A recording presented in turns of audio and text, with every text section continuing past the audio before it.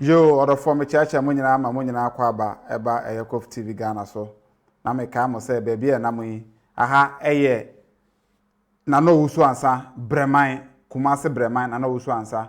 ana wo say mpanifo eye kwan no. Yes, ana wo say mpanifo eye kwan no. Eye road construction ekoso wa santememo no. Ena me de ho eye update brew na wo hu de ekoso. Te say obedru eye kumase a eye Suame road no kwan no yie no ekoso ene eye Friday eye on the 5th of Friday and am the update esen bro say udru eye na no wusu ansa hono breman hono ma de ba be sebusun kuru ajanche hono ma hono na say dwumade no wa ye kwan no ana mpanifo gusu omo ye kwan no timesrawo abawre ma share video no fama me na bo afofra mane onu obi okumase onu obi a ofri Suame patem honom ikwa na ye free Suame e de akwakosi bo ho to bi o sa stretch ne so bia no tag ma me send video no fato platform ahodro so a ye Ghana platform ahodro so no obi anya updated na wo kan bibia wo hu de wo kan video no lie enu ti na me de update ebre o da bia no aha eye Joshua construction eye kwan no ampanifo gu kwan so a eye omoye adwuma pese mo hu se adwuma na enyaye aha contractor no okwan no so a wonyaye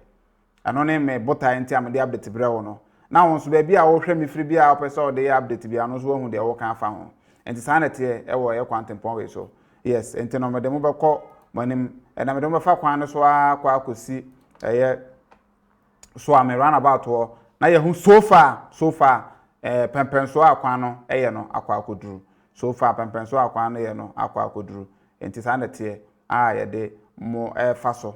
na mesro so waba share video no fama me na bo afofra mane se na no first time I subscribe to YouTube channel no se da be ya bre bia no ye ba live ana ye de video bi brewa obenya bi na wahwe aha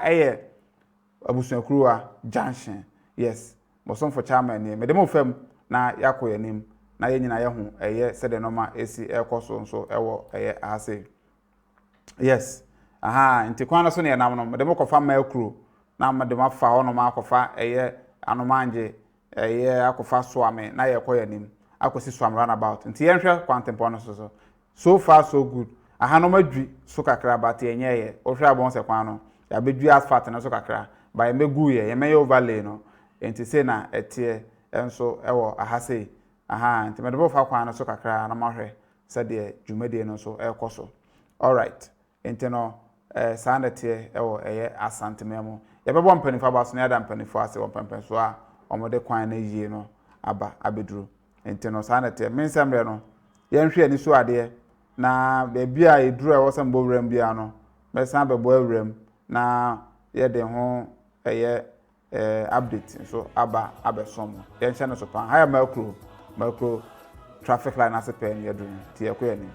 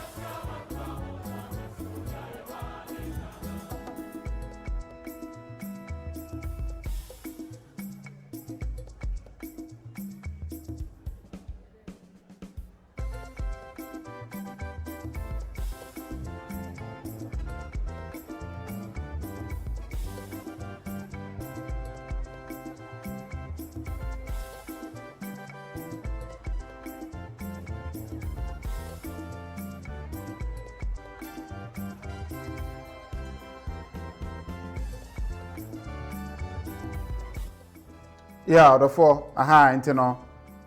Suame patemu ho ana ye nam no ohwe ba bia eduru ya na ye se yatra Nurum hotel ho no ma aka akra na eduru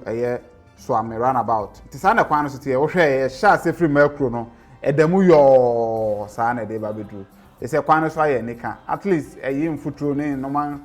inconveniences be free kwan no so ti se ya na te a wo se yenka ya kwan no so nyina esi ekokoye omu wie nso a ye ni de akire so mbehwe na pavement na wo mfinfin no because no so ye issue pa no so ye issue o de opa yen hwa de yen hwe pavement na wo mfinfin no efiri he banyin nya o de hwe pavement na wo mfinfin no pavement na wo mfinfin no yen hwe aha no ye o de dru crossing mazi crossing ofiri ana akwa no manje post office no o de hwe pavement na eso ko ni nyina pavement ni mfinfin no enye nika ana advert aye wo so ne nya no tum se enhye nkran enwura fufufu wo so te no so ya de a ye ne di akira a ye hwe se empanimfo so be mo mani aba ho so mu wie kwan na e wo so mutimi road markings no ye road markings no road signs ne wi a pavement ni mfinfin de e wo se etimi hwe na ye clear so nyina because omo ya advert ne kwa no ka me de minim se bia omo mpo no ebeja mo se okay mo de advert ba besi so de a ene mo amhwe na moment ni pavement na nka so nyefe ombeto na nhihye bi sa possible for light pole na nya ase na efu no ti yem fa attention no nko pavement ni mfinfin so very important na me ka wo se ebo anwumre 7 pm Ghana time a wa betena ase video we ho na the more details na de abrawo na kwa Mario no bedi mo chiama bona chidom sika review na afen so de trending issues ni ada update wo honom so de aba abesomo enti sa na te wa ase ti pavement ne so mfinfin ne de kwan ne mfinfin pavement ne hia ye pa very very necessary so ya ne basa chese nsheda nshem price aha enti sa na te enti me de moduru Suame about na ye the video no aba na ye edro nwumre boy nwumre 7 pm Ghana time e wa be hia and Friday, yes. China Saturday, about 2 p.m. Ghana time, meba live. The update can see a fire airport now. And Sunday, so meba live 2 p.m. And also, the best share so giddy major project. Air course, one update, I some more. They are air course so also. The young course on air and so are there. Abra,